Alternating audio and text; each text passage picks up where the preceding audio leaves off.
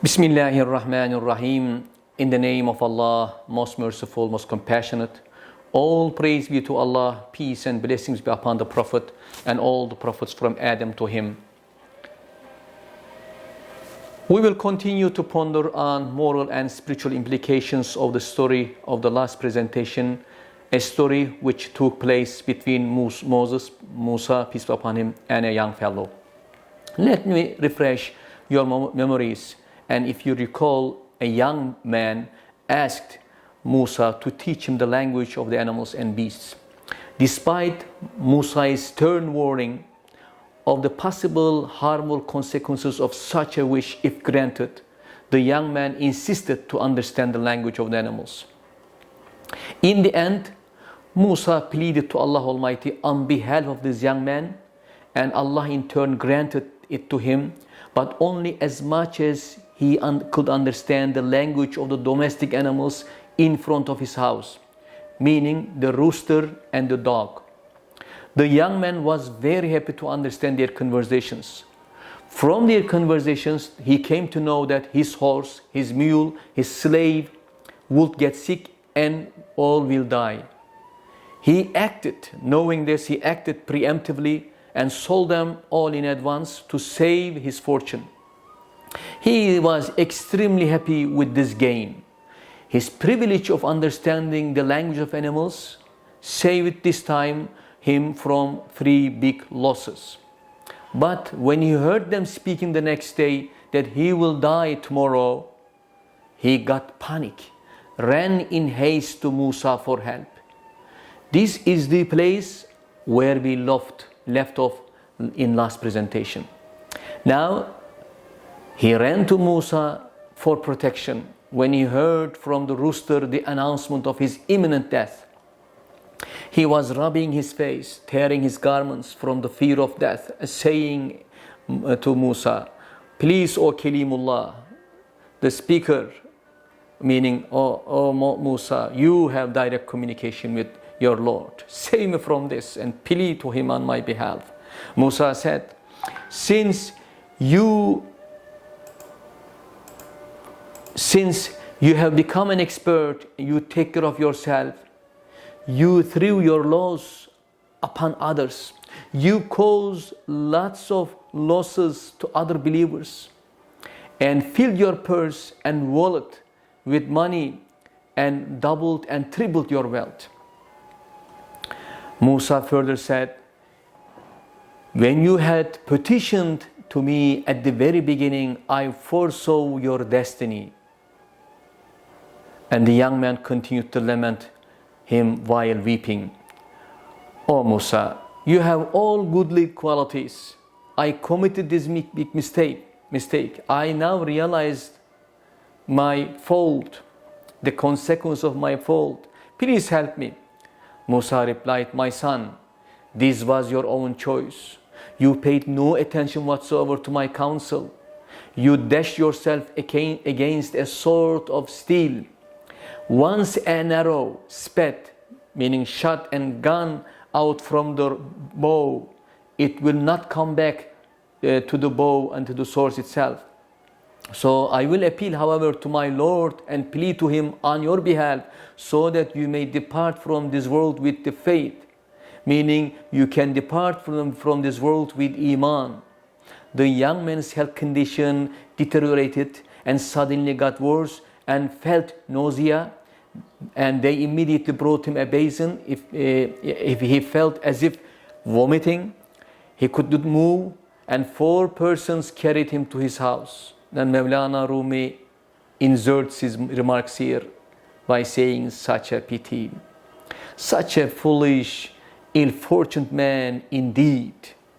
If we carefully and closely contemplate this story, we can extract numerous lessons for us today, even for today's modern young fellow, old, and men and women. Get something from this beautiful lessons of Mawlana. Moral exhortation from the story of Musa and the young man who asked Musa to teach him the language of animals, some of which can be listed as follows. This is my humble reflections. You may derive your own, of course, conclusions and lessons. First, this young fellow played with his unknown destiny by learning the language of animals. He stepped beyond the boundaries of humanity. He was supposed to be content with what God Almighty had given him, with what he possessed in terms of material and immaterial constitution. Knowing the language of animals is not a privilege, it is a burden. If you granted such a distinctive ability, then you should comply with its demands and also be ready for the consequences. He could have been more generous and fed not only his domestic animals in front of his house, but also other animals as a gratitude to Allah Almighty for such a privilege, because since you knew the language of animals, you are understanding their conversation, and you should act accordingly. And they were fighting, the rooster and dog were fighting with each other and quarreling, and because there were no bread or no meat or no pieces of food for them to eat. So, if you recall from the story of Suleiman alayhi salam, Solomon, when he saw the ants in front of him going to their holes, what did he say? Oh Allah, I am grateful to you for this knowledge that you have given to me, for the wisdom that you have given to me. So knowing the language of animal is a privilege, but also a burden. So what this man did, he acted quite the contrary, became stingier and deprived them, meaning his domestic animals, of their food, sold his cattle and slave to save his money. And the intelligent person is supposed to be the one who predicts, forecasts based on his common sense, conscious knowledge, and what may happen to him or her at such a situation, for instance. He can figure out possible results and consequences of certain events in advance. Because of his or her God-granted intelligence, will, human beings already perfect. In fact, Allah has created in the best pattern as human. Why lowering yourself to the level of lower beings? And even animals and all the plants have their own place in the universe. They are creatures of Allah Almighty. All should be respected. But human being is given the task as a Khalifa for managing, conducting, caring, respecting the environment and animals. And we learn from Surah At-Teen, chapter 95 and verse number 4-5. لَقَدْ خَلَقْنَا الْإِنسَانَ فِي أَحْسَنِ تَقْوِيمٍ ثُمَّ رَدَدْنَاهُ أَسْفَلَ سَافِلِينَ. Indeed, Allah saying, we have created the human being in the best form of possible, best stature, best of molds. But then we reduce him to the lowest of the low. Why? I am giving interpretation from myself. Due to his or her own wrongdoing. There is another lesson which is, in my humble opinion, even of vital significance for us today in this modern society too. As I mentioned last time, there is a perfect harmony, order in the universe. Everything has been created in the form it's supposed to be. And Inna kulla shay'in khalaqnahu biqadar. That's the message of Allah, universal principle. Indeed, we have created everything in due measure. This is chapter Qamar, chapter number 54 and verse number 49. This verse implies that everything has been created in a well thought, justly measured proportion, which ought to be maintained as it is. If it is of use and service for the rest of the creation. Allah has created every species according to His divine order and wisdom. Bird is bird, ape is an ape, snake is a snake, ant is an ant, bear is a bear, human is a human, man is a man, woman is a woman. Also genders should be respected. Each of these species is born, grows, ages and dies according to the God-ordained law, which Quran says, Sunnatullah, the cosmic universal law of Allah. Each one has its own domain according to this law and field of function on operation. When Allah Almighty creates a being, a plant, an animal, a human, a cell, whatever, even the world in the universe, whatever He creates in accordance with the purpose of its creation, He places within it its power, its laws of or function. You may call it instinct or faculty, laws of behavior such as movement, growth, rise, decay, speech, all of which are called in the Quran depending on their respective status, either guidance, hidayah, or command, amr, or measure, taqdir. So in three key terms in the Quran that serve for us to understand the equilibrium balance in the universe.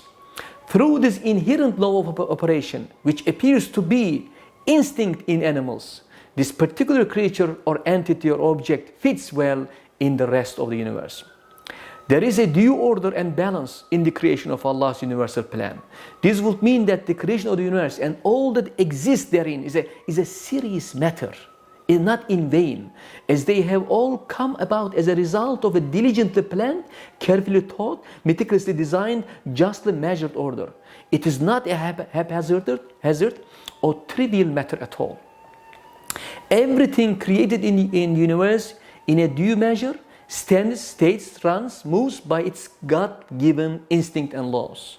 Everything has its own appointed time, place, occasion to be born, to grow and die. No one of us has the choice to be born in a place that we want to be born.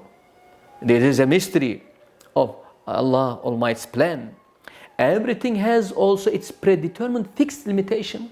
All takes place according to the Creator's, again, supreme plan.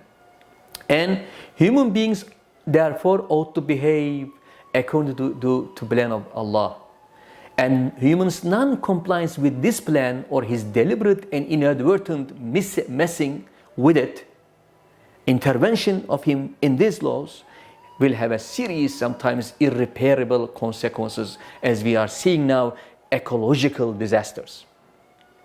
Regardless of where you live and when you live, in what conditions you live, whether in the primitive but natural life conditions of the ancient time or in the high-tech, gripped digital environment of the modern time, the cosmic law of the Creator never change, will never change.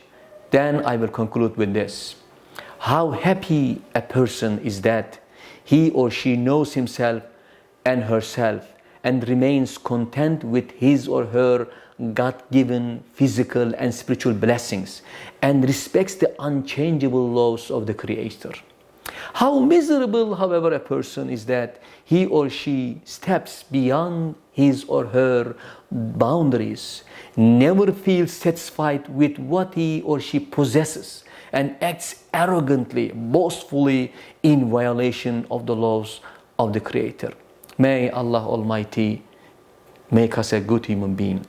May Allah's peace, blessings, and love and mercy be upon you all.